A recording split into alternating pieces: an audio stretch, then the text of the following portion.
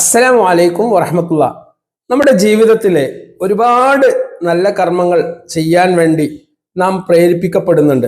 അതിലേറ്റവും പ്രധാനപ്പെട്ട കാര്യമാണ് പാവപ്പെട്ട ആളുകൾക്ക് ഭക്ഷണം നൽകുക എന്നുള്ളത്.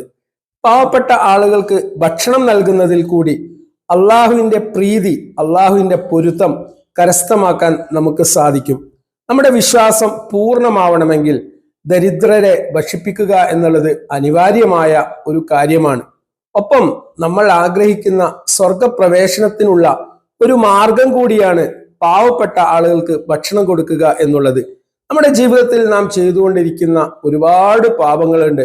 ആ പാപങ്ങൾ പൊറുക്കപ്പെടാനും നമ്മുടെ സമ്പത്തിൽ വർധനവുണ്ടാകാനും സമൂഹത്തിൽ സ്നേഹവും ഐക്യവും വളരാനും മറ്റുള്ളവരുടെ പ്രയാസങ്ങൾ നേരിട്ട് മനസ്സിലാക്കാനും ഉപകരിക്കുന്ന ഏറ്റവും പ്രധാനപ്പെട്ട ഒരു കർമ്മമാണ് സമ്പത്ത് പാവപ്പെട്ടവർക്ക് വേണ്ടി, ദരിദ്രർക്ക് വേണ്ടി ചിലവഴിക്കുക എന്നുള്ളത്.